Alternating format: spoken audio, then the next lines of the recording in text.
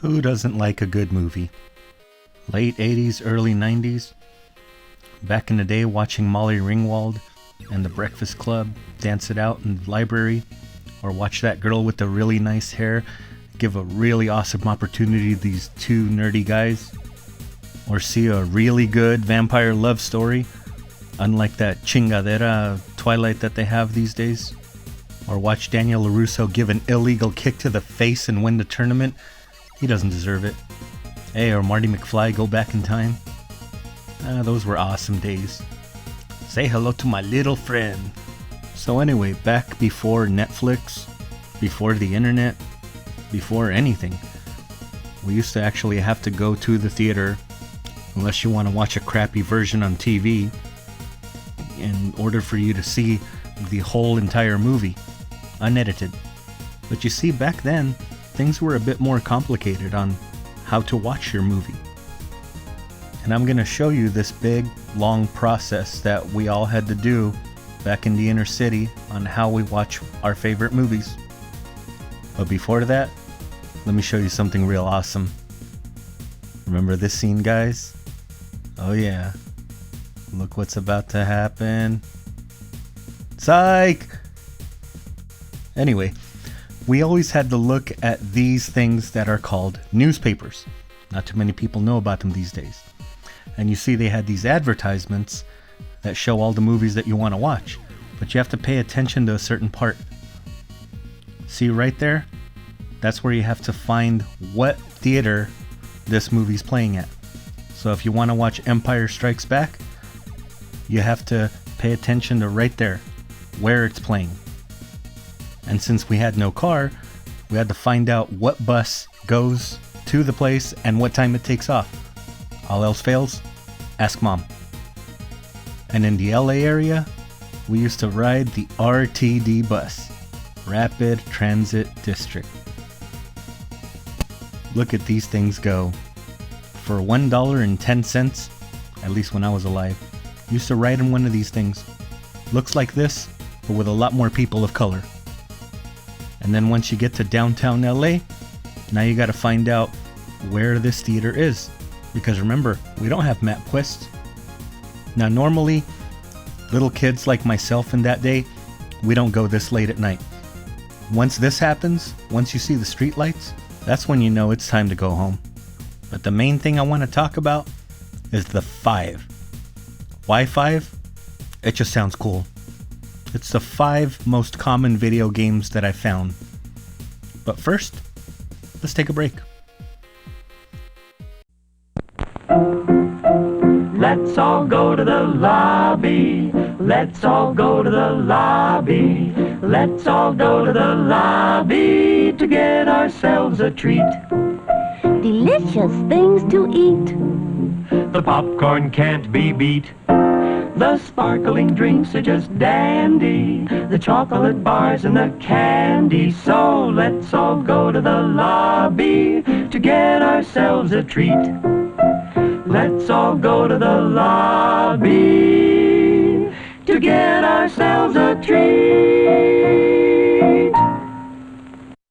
Man, that was memory lane, wasn't it? So the first one I'm talking about is Ms. Pac-Man. And then there was Donkey Kong. By the way, these aren't in any particular order. So next was Centipede. And then afterwards was Galaga.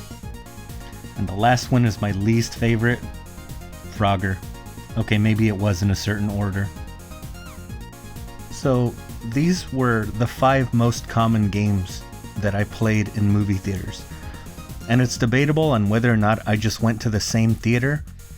But then when I went to go visit somewhere in Pomona, the same 5 games were there. So maybe it's not just me. Ms. Pac-Man is pretty simple. You just go around eating all the dots, beating all the goes, eat the fruit that walks by. Simple as that. But what I thought was cool about this one, as opposed to just regular Pac-Man, it had these little cutscenes here. See? This is where he meets, or she meets Pac-Man, and later on, as you progress, they have a kid. I still play this game every so often, They still have it available on either Xbox, PlayStation, Best Hits, and usually right next to that machine was this thing right here, Donkey Kong. Another fairly simple game. This time you play as Mario, and he's not saving Princess Peach.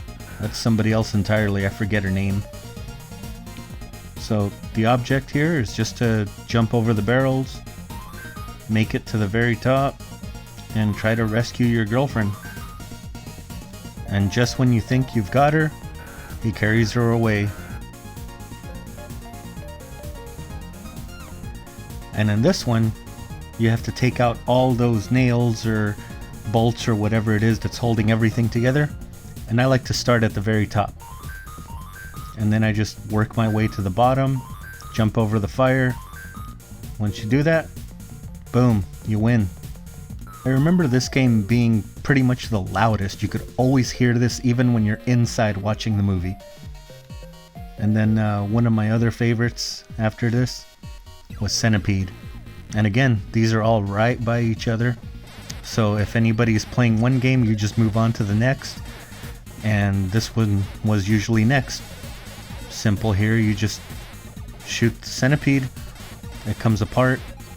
As you progress, color changes, and then it just gets really hard and really fast, and boom, you just end up dying. Now it seems like all these games are meant to be played in like 2-3 minute increments, because yeah, once I die, all the mushrooms come back and you just move on. And there was just something about these simple games that I liked to play back in the day. They didn't really have a story. Like, think about Galaga right here. You're just a spaceship on the bottom, shooting at bugs or something. And one of the first things that I used to do here is let the enemy capture you. And he takes you. Yeah, maybe this is one of those pro tips. So once he captures you, you come back.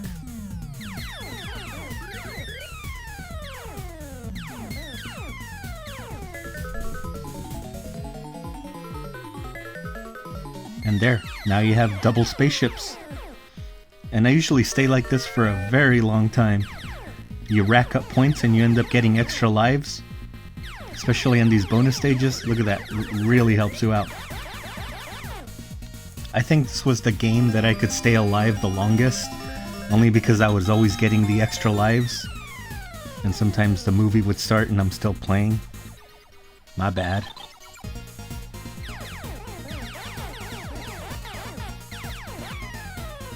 Now, some people have asked, what happens if you get captured and you shoot the spaceship before they fly down? Well, I'm about to show you what happens.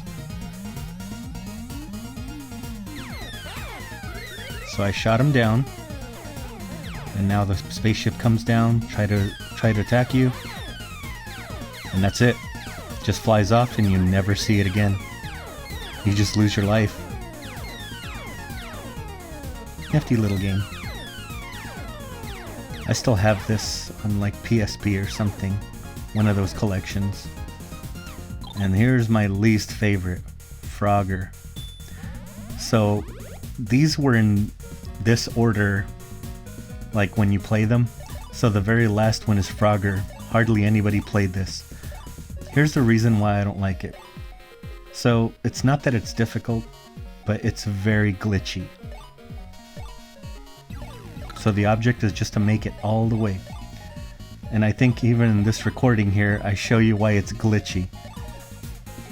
Look at that, I jumped on the log and he still died.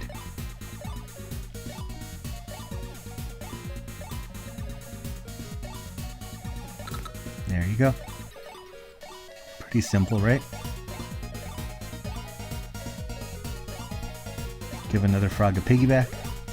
And I jump on there. And somehow he dies. I do not like this game. And that's the only reason I lost quarters, was because of those stupid glitches. But anyway, I think this about covers the 5. Again, why 5? Those were the common ones that I saw back in the day. I'm sure there are more. I'm sure people will remember different games. But that's about it. I don't want to make this video too long. You guys have a great day. Be excellent to each other. Have a Merry Christmas.